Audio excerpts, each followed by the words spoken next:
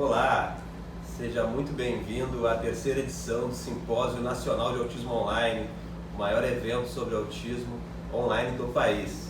Sou o Fábio Coelho, psicólogo, diretor da Academia do Autismo e organizador do Simpósio Nacional de Autismo Online. Estou aqui para a palestra de abertura, uma palestra totalmente gratuita. Espero que você compartilhe conosco as suas experiências e suas dúvidas, que eu estarei à disposição para tirá-las aqui hoje, tá bom? Bom, o tema da minha palestra, gente, é um tema que eu considero primordial para abrir com chave de ouro aí o nosso evento. Os pais como coordenadores do tratamento do filho com autismo. Então, se você é familiar de uma criança com TEA, com diagnóstico de TEA ou características similares, ou se você é um profissional da educação, um profissional da saúde, um terapeuta, um médico, fique conosco, eu tenho certeza que vai contribuir bastante para você, porque o que eu estou trazendo aqui hoje é uma ferramenta que pode ser uma grande diferença, um grande diferencial mesmo na vida de vocês, tá? Já vou falar sobre ela daqui a pouquinho. Bom, antes de mais nada, a mensagem que eu deixo para vocês é para não deixarem nunca de acreditarem no filho de vocês, no paciente, no aluno de vocês. Então eu deixo aqui a frase: não acredite que seu filho é incapaz de aprender. Eles têm a capacidade para aprender, independente do nível de autismo, independente de qualquer comorbidade. Toda pessoa tem a capacidade para aprender. E o que precisa ser questionado é a forma que nós vamos ensinar, é o que nós vamos chamar de aprendizagem, é o que é importante que ele aprenda e principalmente como que eu vou fazer isso, tá? Então, o questionamento jamais será em cima da pessoa com o diagnóstico. E isso é muito importante, porque eu percebo que muitas pessoas, muitas vezes, antes de tentar, a priori já trazem aquela questão de que a criança não vai aprender. Não. Nós temos que buscar uma forma não convencional para ensiná-lo, já que da forma convencional os resultados não estão acontecendo. Isso é muito importante, que sirva aí de motivação para todos nós, para que a gente não desanime aí ao longo dessa jornada, tá bom? Porém, gente, eu sei que muitos de vocês já tiveram essa sensação aqui, sensação de que as terapias não estão funcionando, de que a criança não está aprendendo ou de que ele pode se desenvolver mais. Você já teve essa sensação? Você já percebeu isso em algum momento da sua vida? É muito comum as crianças com autismo realizarem diversas terapias. Geralmente terapia ocupacional, a psicologia, a psicomotricidade, a fonoaudiologia, psicopedagogia, ecoterapia, enfim, diversas terapias aí buscando as melhoras no desenvolvimento. Porém, esse monte de terapias pode causar estresse para a família, angústia para a família, quando a gente não consegue saber quais são os resultados dessas terapias. O que está dando certo, o que não está dando certo, se é a terapia que não está funcionando, ou se é o terapeuta que não está conseguindo colocar em prática os ensinamentos da melhor maneira possível. Então a gente fica com um monte de terapias, um monte de profissionais que poderiam estar auxiliando essa criança, mas os pais se veem perdidos sem saber o que está funcionando e o que não está, porque faltam ferramentas para isso. Então o que eu estou passando aqui para vocês hoje é uma ferramenta que pode servir para isso e que eu tenho certeza que vai ajudar muito vocês a avaliar o desempenho da criança de uma forma contínua, com uma ferramenta que não tem aqueles termos técnicos, que não tem aquele caráter científico e que não seja exclusivo para terapeutas, para profissionais. Muitos profissionais, muitos terapeutas utilizam escalas diagnósticas para isso, né? Tem a CARS, tem a Michette, diversas escalas aí que os terapeutas utilizam para avaliar o desempenho da criança ao longo do tempo. Porém, essas ferramentas elas não foram feitas para avaliação contínua, para o desenvolvimento, são avaliações diagnósticas. Então elas não têm a profundidade necessária, elas mapeiam de uma maneira mais supérflua as características da criança, além de todos os termos técnicos que impossibilitam muitas vezes o uso por pais. Então nós da Academia do Autismo criamos uma ferramenta chamada Meus Progressos. Meus Progressos é uma ferramenta com uma linguagem muito acessível, uma ferramenta muito completa e que ela vai servir justamente para isso, para você avaliar o seu filho ou seu aluno ou seu paciente de uma forma contínua, tá? Eu vou falar aqui quais são os períodos, vou apresentar para vocês essa ferramenta, quais áreas que ela apresenta e por que é tão importante nós utilizarmos ferramentas como ela, para que a gente possa saber ao longo de 2, 3, 6 meses o que essa criança aprendeu, qual foi o desenvolvimento dela. Se ela entrou, por exemplo, com um psicólogo hoje, e esse psicólogo fala que vai trabalhar com ela a hiperatividade, vai trabalhar a redução de comportamento inadequado, vai trabalhar a melhora na seletividade alimentar. Então vamos anotar os marcos iniciais e daqui a 6 meses vamos avaliar novamente para ver se esse terapeuta está sendo eficaz, ou seja, se a criança apresentou alguma melhoria nessas áreas, porque senão por que vai continuar numa terapia que não está produzindo resultado? Não é verdade? Então, esse tipo de ferramenta vai servir para você conseguir avaliar de uma forma criteriosa e científica se está tendo evolução ou não em diversas áreas. Não é uma ferramenta que pode ser usada para a terapia ABA, para a terapia Sunrise, Floor Time, independe do tipo de terapia. Nós sabemos que qualquer terapia, qualquer metodologia, quando bem aplicada, vai produzir os resultados. Então, o que é importante é a gente avaliar se esses resultados estão acontecendo para aquela criança. Então, independente de qualquer método que está sendo utilizado com o seu filho, você precisa saber se as terapias estão dando resultado ou não. E se não tiver, buscar outras alternativas. Então, essa ferramenta é primordial. Eu vou entregá-las para vocês no final dessa palestra. Eu vou trazer a novidade para vocês de uma maneira também gratuita, para que vocês possam acompanhar de perto e com um embasamento maior o desenvolvimento do filho de vocês, tá bom? Bom, meus progressos, ele está disponível tanto em meio físico, tá? Então já de antemão, em meio físico eu vou entregar para vocês em PDF o teste avaliativo que vocês poderão aplicar com o filho, com o aluno ou com o paciente de vocês. E também está disponível no aplicativo Meu Filho Autista. Eu vou deixar também aqui o link lá do Google Play para vocês baixarem meus progressos, também gratuito para quem quiser fazer pelo smartphone, tá? Então tem essas duas possibilidades para vocês estarem aplicando. Vamos ao programa então? Como que eu pensei nesse programa, gente? Não é um programa fácil de fazer, levou muito tempo, é um programa muito amplo e ele se divide em 4 grandes áreas e 4 áreas dentro dessas grandes áreas, então totalizando 16 características que a criança precisa de se desenvolver e que fazem parte, geralmente, das características que as crianças com autismo apresentam. Então são aqueles comportamentos que serão alvos de intervenções nas terapias, tá bom? Outro item importante, o familiar pode optar entre avaliar somente uma dessas 16 áreas ou realizar a avaliação completa. Então, se o seu filho está tendo mais dificuldade na área da linguagem, você está focando muito nessa área, então você quer avaliar mais isso, mais de perto, então você vai avaliar a área da linguagem somente. Se você quiser avaliar a área da comunicação, você vai trabalhar na área da comunicação. Se você quiser avaliar a área da socialização, você pode avaliar continuamente a área da socialização, como trabalhar a imitação, contato visual. Então é uma área que você escolhe aonde você vai poder optar, onde você vai poder fazer a avaliação, tá? Além disso, nós sabemos que as características do autismo são únicas e cada caso é um caso, né? Sempre individual o trabalho com autismo. Então você pode também personalizar a ferramenta.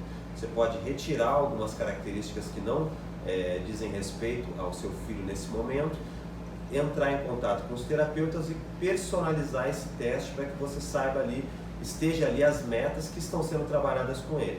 Principalmente se você perceber que no teste as características que estão sendo pedidas estão muito aquém ainda das características do seu filho hoje, dependendo da idade, dependendo do grau de autismo, ou se estão muito além, né, do que a gente espera dele hoje. Então é importante personalizar de forma que fique realista a condição do seu filho nesse momento, tá? E aqui eu coloco também a sugestão de avaliação dele. Não adianta fazer uma vez esse teste, ele tem que ser aplicado continuamente para a gente poder comparar um resultado com o outro ao longo do tempo. e eu sugiro a avaliação trimestral. Então, a cada 3 meses, né, você vai avaliar em conjunto com aqueles terapeutas da sua confiança, né? Você pode até fazer o resultado, enviar para ele, ver o que ele acha, devolver para você. Você pode mudar também esse trimestral para bimestral ou até para semestral, dependendo de cada caso, sempre em conjunto com os terapeutas de confiança de vocês, tá? Uma outra coisa que é importante, que vocês vão perceber, e daqui a pouco eu vou mostrar alguns exemplos, vai ficar mais claro para vocês. Então vocês vão perceber que todas as áreas que eu vou falar aqui, vocês não vão só dizer se a criança faz ou não. Então eu vou perguntar, por exemplo, se a criança tem um bom contato visual. É muito vago, é muito subjetivo perguntar se a criança tem um bom contato visual ou não. Então, como que nós vamos fazer essa avaliação? Nós vamos mensurar a porcentagem de vezes que a criança faz contato visual. De cada 10 situações, quantas vezes mais ou menos ele olha para você durante 1 segundo? Você vai fazer essa avaliação com seu filho e você vai marcar um score realista da situação. Então vamos supor que durante 1 segundo ele olha 4 vezes de 10. Daqui a 6 meses, espera-se que ele olhe mais que 4 vezes. Afinal, as terapias estão sendo pagas para ensinar o contato visual, não é? Então a gente vai conseguir mensurar esse desenvolvimento, tá? Aqui temos 3 exemplos de frases que contém o programa. A primeira delas é: se a criança apresenta outras comunicações, além de gritar e bater para conseguir o que quer. Então, uma fase inicial da comunicação é aquilo que as crianças nascem sabendo fazer: gritar, chorar, para se comunicar e para tentar satisfazer seus desejos, suas necessidades. E com o tempo, essa comunicação vai ficando mais elaborada, né? Então, vocês vão responder que se a criança ela nunca, raramente, com pouca frequência ela faz isso, com regular frequência, muito frequentemente ou sempre ou quase sempre. Então vocês vão mensurar se ele sempre se comunica dessa forma ou não. Se ele se comunica de outras formas além dessa forma, ele já passa para o próximo nível dentro da comunicação. Então ele vai avançando dentro dessa área da comunicação não verbal à medida que ele for desenvolvendo outras formas de se comunicar, tá bom? Segundo aqui que eu coloquei para vocês é na área da linguagem. A criança emite sons, além de gritos, choros e alguns sons sem sentido, ou seja, ele apresenta sons com sentido, nunca apresenta. Então você vai marcar o nunca e vai parar a avaliação aí nesse ponto. Daqui a 3 meses nós vamos avaliar de novo. Para quê? Para que as terapias tenham surtido algum efeito para que ele apresente outros sons funcionais. Com pouca frequência, com regular frequência, a ideia é que ao longo do tempo ele vá avançando nessa sequência. E quando ele chegar no arco amarelo ou verde, corresponde a aproximadamente 70% das vezes ele apresenta sons com sentido, você avança para a próxima fase dentro da linguagem. Então é um passo a passo muito bem definido, que vai conseguir servir como um mapa para vocês saber exatamente em que áreas o filho de vocês precisa evoluir mais e que terapias estão funcionando e quais terapias não estão funcionando, até para poder dar um feedback real para os terapeutas também. Vocês, enquanto pais, assumindo a coordenação, a gestoria do desenvolvimento do filho de vocês, tá bom? Terceiro exemplo, gente, para a gente passar para todas as fases. Contato visual. Como eu falei lá no slide anterior, se a criança mantém contato ocular por pelo menos 1 segundo, ela mantém ou não mantém? Vocês precisam saber a quantidade de vezes que ela consegue manter um contato visual durante 1 segundo, que geralmente é o tempo ali mínimo de início de uma intervenção. Depois a gente vai passar para 3 segundos, depois para 5, que já é um tempo de contato visual bacana. Então, se a criança sempre ou muito frequentemente ela apresenta contato por pelo menos 1 segundo, ótimo, bacana, passou para o próximo nível dentro do contato visual. Esse é o primeiro nível, tá? Agora, se a criança não apresenta, daqui a 3 meses ela tem que ter avançado aqui dentro dessa linha. Não necessariamente ela vai passar para um próximo nível. Mais de 10 vezes ela precisa ter melhorado a quantidade de vezes que ela está olhando nos olhos, tá? Durante um segundo. Ou seja, precisa ter evolução. Se não está havendo evolução, nós, enquanto terapeutas, precisamos buscar novas estratégias, novas alternativas, porque a criança precisa aprender, tá bom? Como eu já falei lá anteriormente, para todos os itens o avaliador deve marcar uma outra opção com a frequência, que vai dizer se de 10 vezes a criança reage daquela forma, no máximo 2, de 3 a 4, de 4 a 6 e de 6 a 8, de 8 a 10 é quando ela vai passar para um próximo nível, aproximadamente aí 70% das vezes, tá? A gente considera que com 70% das vezes aquele comportamento foi aprendido e ela pode passar para a próxima fase, tá bom? Ok, até aqui, gente? Anote aí as suas dúvidas, papel e caneta, vai escrevendo aqui embaixo que eu vou esclarecendo para vocês, tá? Porque eu sei que é uma ferramenta nova, é muito conteúdo, mas é muito importante essa ferramenta aqui, então faça esse esforço de anotar suas dúvidas, estudar a ferramenta para que você possa realmente aplicar em casa e surtir os efeitos que eu tenho certeza que a ferramenta pode propiciar para você, tá bom? Vamos lá então, vou apresentar agora as 16 áreas para vocês. E como um brinde, eu vou deixar uma dica para estimular essa área, cada uma dessas áreas. Então eu vou falar as 16 áreas que a ferramenta mede, são 16 áreas que eu considero super importantes para o desenvolvimento, para a autonomia das crianças com autismo, e vou deixar aqui uma dica para vocês ajudar o filho de vocês a desenvolver nessa área, tá bom? Vamos lá então? Primeira área, já falei sobre ela, estamos dentro da área do desenvolvimento comunicativo, que é a primeira grande área. Temos 4 características dentro do desenvolvimento comunicativo. Primeira delas, contato visual, né? Então, dentro do desenvolvimento comunicativo, nós vamos ter, como a figura aqui do aplicativo está mostrando para vocês, contato visual, comunicação não verbal, linguagem e a função da comunicação. Primeira delas, contato visual. Gente, o contato visual ele é primordial por uma série de questões. Não é à toa que é um dos principais marcos para a avaliação do desenvolvimento da linguagem e da socialização das crianças com autismo. É uma característica muito trabalhada. Quando a gente olha nos olhos de uma criança, a gente pode ver rosto, expressões, a gente pode entender as nuances da comunicação que não estão só na fala. Por isso é muito importante ajudá-los a desenvolver essa habilidade. Como? A dica que eu deixo aqui é sempre que você for falar com a criança, você chama ela pelo nome e se ela não te olha, você pega alguma coisa que ela gosta muito, se abaixa para ficar na altura dela e pega essa coisa e coloca na frente dos seus olhos, para que quando ela te olhe, ela vai olhar para a coisa, para o objeto, para o alimento que está na sua mão, mas ela vai olhar naturalmente também para os seus olhos. E com o tempo ela vai se acostumar, principalmente a responder pelo nome dela, olhando para você. Então sempre que você for dar alguma coisa para essa criança, ou ela quiser algo, você se agacha, chama ela pelo nome e coloca o objeto, o alimento em frente aos seus olhos, sempre motivando essa troca de olhar, tá? Muito importante então trabalhar esse contato visual. Tudo que eu falar aqui, se você tiver mais dúvidas em como trabalhar, pode deixar dúvida que eu respondo para vocês.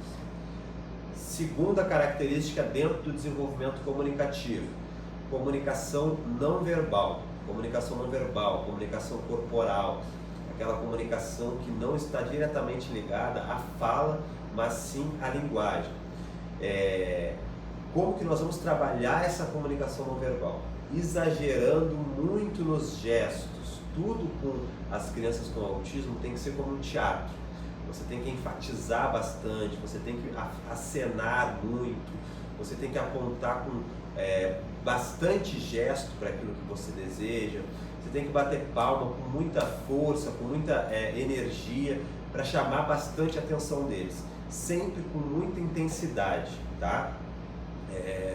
E inicialmente você vai trabalhar os gestos mais fáceis para ele aprender, geralmente o apontar, o bater palmas, toda aquela comunicação que seja mais simples para o seu filho aprender, tá bom? Dentro da comunicação não verbal também tem um passo a passo para você avaliar em que nível ele está e qual dica seria a melhor para ele, tá? Seguindo aqui, dentro do desenvolvimento comunicativo, aí sim a linguagem.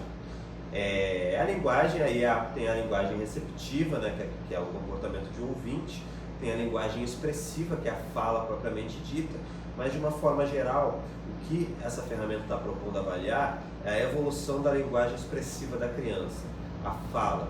Nós sabemos que aí entre 20% a 30% das crianças com autismo estão não verbais, elas ainda não verbalizam, algumas não vão verbalizar ao longo da vida, não se sabe ainda muito bem os motivos dessas características, mas nós sabemos que é cientificamente comprovado que quanto antes nós começarmos a estimulação, o trabalho e com a aplicação dos pais, melhor é o desenvolvimento e melhor é a evolução dentro do quesito da linguagem. Então tem que haver uma evolução, não necessariamente na fala, mas às vezes no apontar, no repetir alguns sons, no nomear alguma questão. Então é importante saber que nível a criança está, para poder saber como que nós vamos incentivar ela. Lá no inicinho do trabalho é importante pegar aqueles sons ainda sem sentido da criança, começar a imitar esses sons, porque aos poucos não vai ser mais você que vai imitar ela, é ela que vai passar a te imitar. Mesmo que seja o mesmo som, você vai começar e ela vai falar. E aí aos poucos você vai trocando os seus sons sem sentido por sons com sentido, quando ela quer uma mamadeira, quando ela quer uma banana, quando ela quer uma outra fruta, um biscoito, você vai direcionando a primeira sílaba daquele objeto, daquele alimento que ela quer e pedindo para ela repetir. Então trabalhar a primeira repetição a partir do interesse dela, da fala dela, e depois direcionar para questões mais funcionais, tá? Tem algumas outras dicas aqui, como falar frases curtas, olhando nos olhos, mais objetivamente, o mais calmamente possível, também para ajudar a criança a se localizar aí na linguagem receptiva, tá bom? Então, uma outra área que o aplicativo vai fazer a avaliação. A quarta área e última dentro do desenvolvimento comunicativo é a função da comunicação. Muitas crianças elas têm a fala, mas ela não tem uma função. A fala ecolaica, aquela fala repetitiva.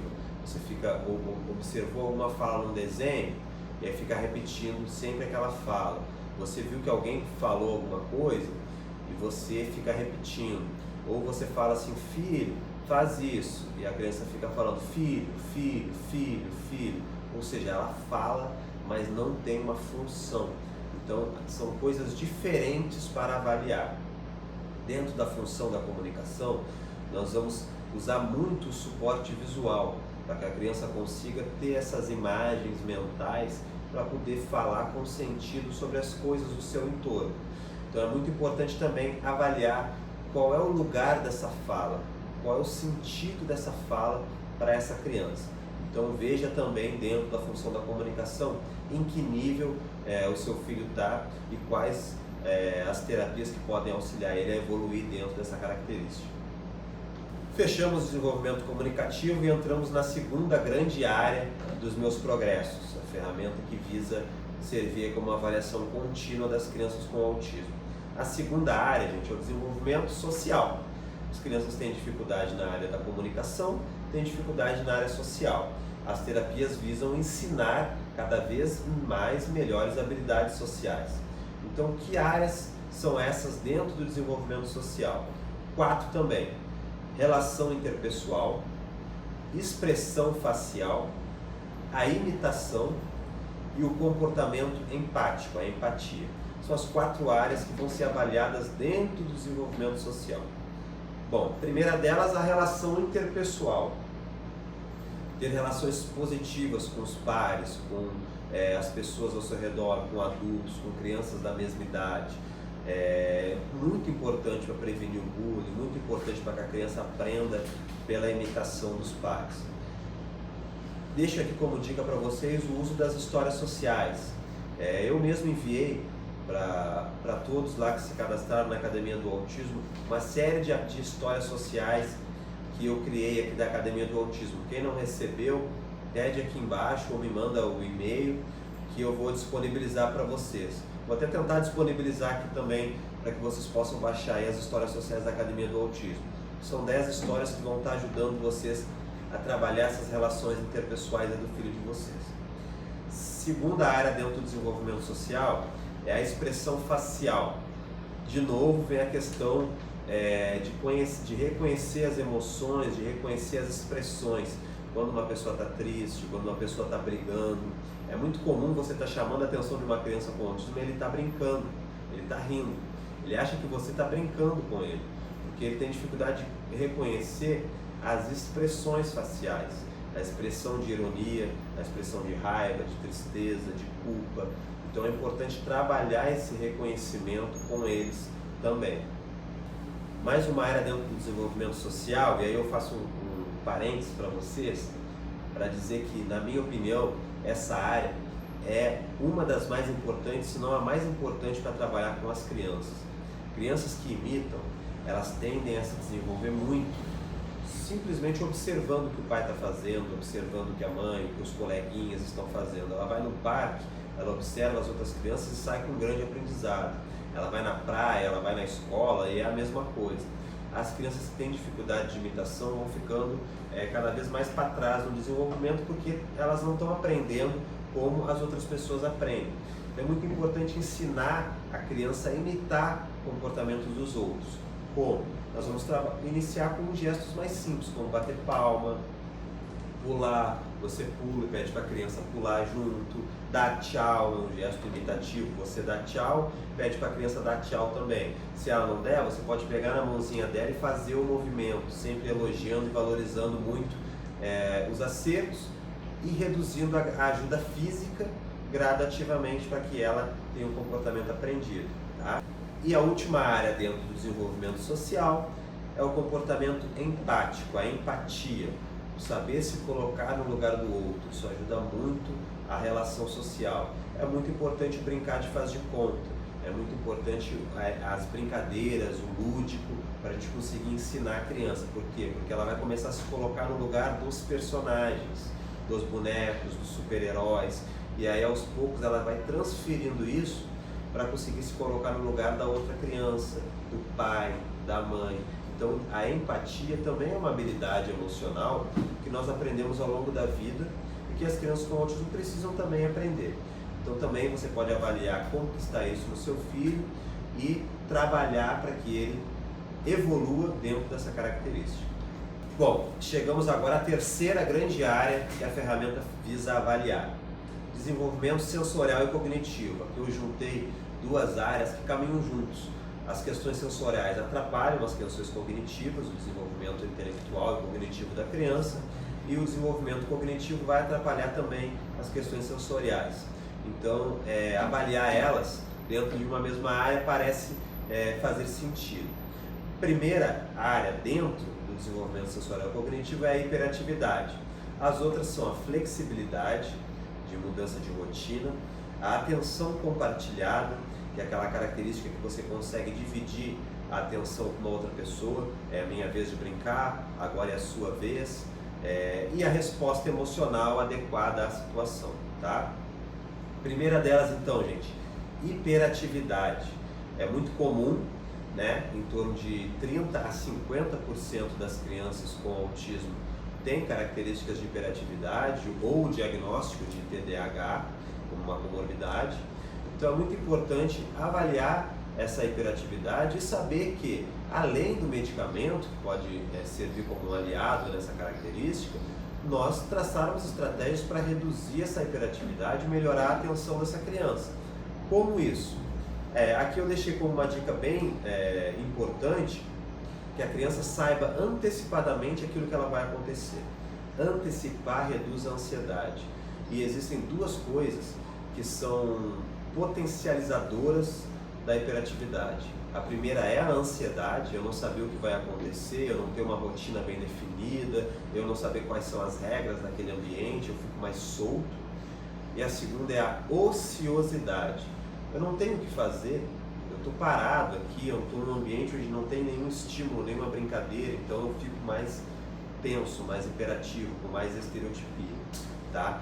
Então a dica é, antecipe tudo que vai acontecer para aquela criança e você vai perceber como essa hiperatividade vai reduzindo ao longo do tempo.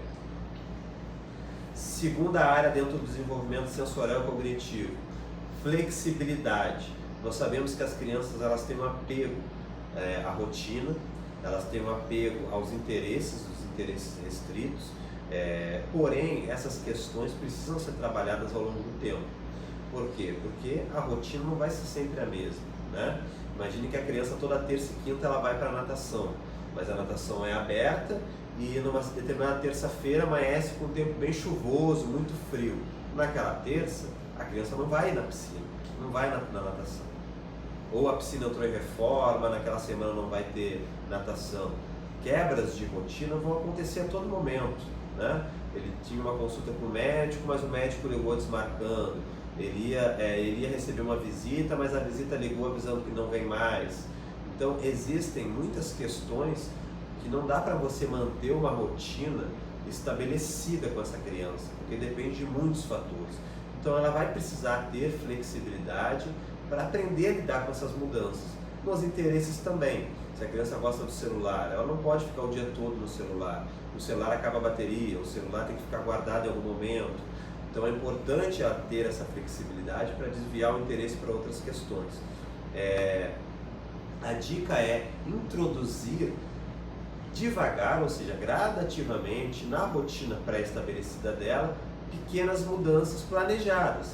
Então você pode, por exemplo, colocar no próprio quadro de rotina dessa criança, se ela já utiliza um quadro, né? Se ela não utiliza, você vai verbalizar, olha, amanhã a gente vai na praia. Só que aí quando você for para a praia, você pega um caminho diferente. E aí no meio do caminho você explica para ela que aquele caminho é diferente, que a gente vai passar por um outro lugar. Você pode planejar alguma coisa durante uns 3 dias e aí na véspera você mudar. Você diz que não, agora vai ficar para um outro dia, vai ficar para o 4º dia ao invés de ficar para o 5º dia.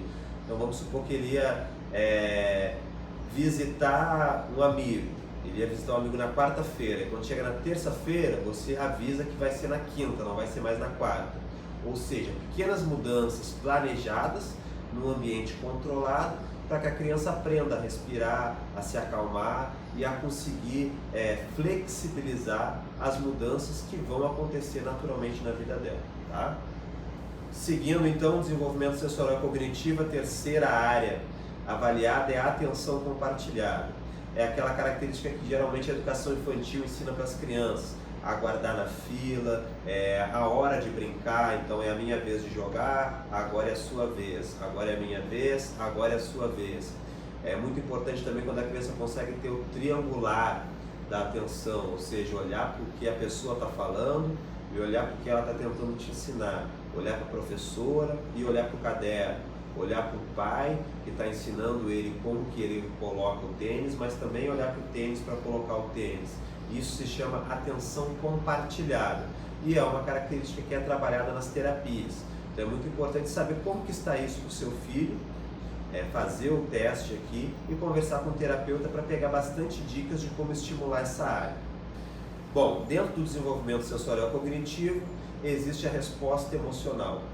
O que é resposta emocional, gente? Muitas crianças com autismo têm dificuldades no humor, dificuldades de mudanças de humor muito grandes, ou respostas emocionais não compatíveis com a situação.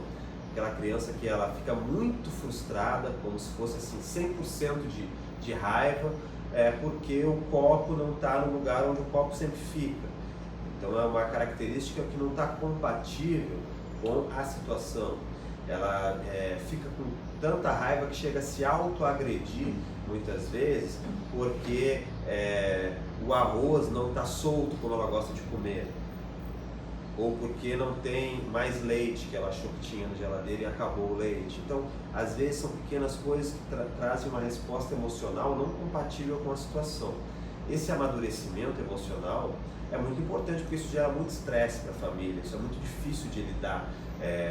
Ou as outras pessoas julgam, os olhares, e aí a família acaba tornando essa questão uma potencializadora de outras questões, como raiva, como culpa. Então é muito importante que a criança desenvolva dentro dessa área, com limites, com regras, mas também com uma evolução emocional, para saber qual é a emoção correspondente ao que está acontecendo, tá?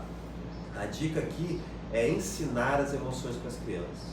Elas precisam saber aquilo que as outras crianças aprendem naturalmente. O que é raiva, o que é tristeza, o que é culpa, o que é ansiedade? Como que nós aprendemos isso? Nós aprendemos isso porque alguém nos falou. A gente sente um desconforto no nosso organismo e alguém nos diz, ó, você está com saudade porque seu pai foi viajar. Aí você começa a nomear as emoções, o que eu sinto, com um nome que a sociedade dá para aquele sentimento. As crianças com autismo têm dificuldade em nomear isso. E ao ter dificuldade ao nomear isso, é muito comum elas entrarem em crise, porque elas sentem que o organismo delas mudou, mas elas não conseguem explicar o que é aquilo. E aí elas entram em crise e aquilo toma uma proporção muito maior. Então é muito importante ensinar as emoções, visualmente, pegar aqueles baralhos, aquelas figuras de emoções e ensinando para elas dentro dos contextos, dentro de cada situação, o que ela está sentindo. Olha, papai foi viajar, vai ficar 3 dias fora, você vai sentir isso aqui, vai acabar o leite e aí você vai perceber que não tem aquilo que você gostaria, você vai ficar assim, triste. E aos poucos ela vai compreendendo e ao ter esse conhecimento, naturalmente isso já vai reduzindo, tá? Bom, fechamos então o desenvolvimento sensorial e cognitivo e passamos para a quarta grande área que a ferramenta propõe avaliar e a última área, dentro do desenvolvimento global. O desenvolvimento global ele vai englobar 4 áreas: as estereotipias, redução de estereotipia, atividades de vida diária, autonomia para essa criança, a coordenação motora e a alimentação. São 4 áreas dentro do desenvolvimento global, que são questões que muitas vezes são secundárias dentro do espectro autista, mas que, quando não bem desenvolvidas, podem atrapalhar até o desenvolvimento em outras áreas. Tá? Então é muito importante que essas avaliações também abracem a área do desenvolvimento global. Tá? As estereotipias, gente, é uma característica que eu não recomendo, a não ser que a criança esteja se machucando, se a estereotipia dela é se morder, se a estereotipia dela é se bater. Se não for algo que a traga mal, eu não recomendo que seja trabalhado diretamente na estereotipia. Ou seja, vamos traçar uma estratégia para tentar diminuir o flapping, tentar diminuir o balançar da cabeça. É muito difícil você conseguir fazer isso, porque é um prazer sensorial para aquela criança. Ao mesmo tempo, às vezes, é a forma que ela encontra para se autorregular, se acalmar. Então, o que é o recomendável? O recomendável é você ensinar outras habilidades, porque aí naturalmente as estereotipias vão ficando para trás. A criança ela aumenta muito a estereotipia quando ela está ociosa, quando ela está ansiosa, quando ela não tem muito o que fazer, quando ela está triste, com raiva, em momentos de frustrações. Então, se ela está num ambiente onde ela sabe o que fazer e ela tem interesses compartilhados com outras pessoas para ficar bem, a estereotipia naturalmente vai reduzir. Então a ideia é avaliar as estereotipias, mas traçar outras estratégias para reduzi-las. Tá? Dentro do desenvolvimento global nós temos as AVDs, a autonomia. Então aqui a gente vai avaliar como que está essa autonomia da criança. Uso do banheiro, alimentação, se ela já se alimenta sozinha, se ela já se veste sozinha, se ela já venceu a enurese noturna, todas essas questões que fazem uma diferença muito grande na vida da pessoa, porque ela deixa de precisar de um cuidador que vai fazer as coisas por ela. Então, geralmente a terapia ocupacional e a psicologia comportamental vão trabalhar nessas áreas e a criança precisa evoluir. Inicialmente, com a ajuda física, então se a criança ainda não sabe se vestir sozinha, o que ela sabe fazer? Vamos por partes. Será que ela consegue colocar o braço na camisa? Então eu coloco a cabeça, abro a manga e peço para ela colocar o braço. Eu não faço por ela, porque se eu fizer por ela todos os dias, ela não vai aprender nunca. Agora, se ela fizer aquilo que ela já pode fazer, gradativamente eu reduzo a ajuda física e ela vai aprendendo ao longo do tempo. A mesma coisa é colocar calça. Se eu colocar tudo para ela, ela não vai aprender nunca. Agora, se ela não consegue colocar sozinha, então eu abro, peço para ela colocar um pé, eu abro a outra perna e peço para ela colocar novamente o pé. Se ela não colocar o pé, eu pego o pezinho dela e peço para ela colocar. Depois eu puxo até em cima do joelho e peço para ela colocar. E aí ela vai colocando e eu vou ajudando um pouquinho. Gradativamente eu vou reduzindo essa ajuda. Mas é importante que a criança faça aquilo que ela pode fazer. Essa é a dica de ouro para a atividade de vida diária, tá? Seguindo então a penúltima área que a ferramenta visa avaliar, coordenação motora. Geralmente é isso, psicomotricistas e terapeutas ocupacionais que vão trabalhar muito nessa área. Coordenação motora tanto a ampla quanto a fina. Vamos avaliar lá como que a criança está, e também a dica aqui é, ela só vai aprender a ter uma melhor coordenação motora fazendo movimento de rosca. Ela precisa abrir a garrafa, primeiro com a ajuda física, depois ela vai abrindo sozinha. Você pode afrouxar um pouco e pedir para ela abrir, ela vai estar motivada a beber o que está dentro da garrafa, ela vai abrir. Depois você vai trabalhando a questão do pregador, o movimento de pinça, o movimento de segurar no lápis, o movimento próprio da artial é um movimento de coordenação motora. Na coordenação motora ampla tem várias atividades com bambolê, com linhas, que você pode aí estar estimulando a criança. É importante você saber em que nível ela está com a ferramenta e aí buscar as avaliações para as ferramentas para aquele nível da criança, tá? E a última questão aqui da nossa ferramenta são as questões da alimentação. Como trabalhar seletividade alimentar nessas crianças. É uma área que eu precisei colocar dentro da ferramenta porque eu percebo que muitas crianças trazem esse interesse restrito para a alimentação. E isso acaba acarretando muitos prejuízos, inclusive de nutrientes, prejuízos nutricionais dessas crianças. E aí, se o cérebro não recebe os nutrientes adequados, o desenvolvimento fica todo prejudicado. É muito importante trabalhar essa questão da alimentação. Como, gente? A gente vai partir do que a criança come e inserindo pequenos alimentos novos dentro daquilo que ela já come, tá? Então eu vou dar um exemplo aqui para vocês. Vamos supor que a criança ela coma calabresa. Bacana, ela está comendo calabresa. Então a gente vai comprar uma pizza de calabresa. Aí a gente compra a pizza de calabresa, ela só come a calabresa. Mas aí de vez em quando passa um queijo junto. Ótimo, passou o queijo junto. Aí daqui a pouco a gente corta um pedacinho da massa e passa a massa junto. Bacana, ela estava comendo calabresa, agora ela já está comendo a massa e o queijo junto. Ah, mas ela só come pizza de calabresa. Tá bom, ela já está comendo a pizza de calabresa. Agora a gente vai começar a comprar pizza de calabresa com cebola. Ou a gente vai começar a dar massa para ela com queijo. Se ela come massa, queijo e calabresa, então quem sabe não passa só a massa e o queijo. Ah, passou massa e queijo, então vamos comprar pizza de mussarela agora. Comprou uma pizza de mussarela. A pizza de mussarela vem a massa, o queijo e vem o tomate. Aí ela passa o tomate também. E daqui a pouco ela já está comendo a massa, que pode ser usada em vários alimentos, pães, enfim, diversos outros alimentos. Ela está comendo queijo, que pode levar a outros alimentos. Ela está comendo tomate, que pode levar a outros alimentos, a saladas inclusive. E a calabresa, que aí a gente pode incorporar uma cebola, a gente pode incorporar alguma outra coisa na calabresa. Olha como ampliou. Gradativamente a gente vai ampliando mais, sempre partindo dos interesses da criança. Pega o que ela come e coloca uma coisinha nova. E aí uma hora vai passar, tá bom? Gente, falei bastante, é uma ferramenta bem extensa e, como eu falei, muito útil para fazer a diferença na vida de vocês. Tenho certeza que a partir de agora vocês têm uma ferramenta que pode dar um norte para vocês, tanto os familiares quanto os terapeutas e os profissionais da educação, para saber em que nível aquela criança está e principalmente quais são as próximas metas que ela precisa alcançar, tá? E quando a gente tem um norte, tudo fica mais fácil, a angústia diminui bastante.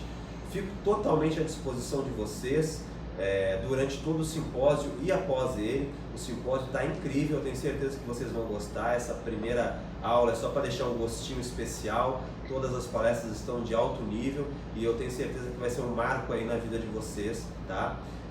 Revisando então meus progressos, uma avaliação que precisa ser contínua, para ser realizada com os pais com o auxílio dos terapeutas. Ela não substitui as terapias, de modo que a gente avalie a evolução da criança ao longo de todo o tempo, tá? São 16 áreas, dentro de 4 grandes áreas, e você pode optar em avaliar de forma completa ou somente aquelas áreas que estão sendo o foco da intervenção naquele momento, tá? E aí continuamente você vai saber se a criança está evoluindo ou não. E se não estiver evoluindo, não é para questionar a criança, é para questionar nós profissionais, nós familiares. Somos nós que temos que buscar novas estratégias para ensinar a criança, já que daquela forma até agora não está funcionando. Tá bom? Eu espero que tenha deixado aqui a mensagem para vocês. A ferramenta está disponível para vocês. Tenham todos um ótimo Simpósio Nacional de Autismo, que já é o maior evento online sobre o autismo do país, o que me deixa muito orgulhoso, porque lá em 2016 eu tracei os primeiros passinhos e agora eu vejo aqui as milhares de mensagens, os milhares de inscritos que estão participando do simpósio, então isso me deixa realmente muito contente. É um prazer ter aqui você conosco e até a próxima palestra. Um grande abraço, até mais. Essa planilha para usar, então ela não consegue fazer sozinha em casa? O pai consegue fazer sozinho, mas a ideia é sempre estimular a participação de algum terapeuta de confiança, porque tem áreas ali, por exemplo, atenção compartilhada, o pai não sabe o que é isso, mas consegue, a linguagem é muito acessível, a linguagem é tipo assim, o seu filho fazia isso, sim ou não? Ele faz aquilo? Não, então para aí, sim, então vai pro outro.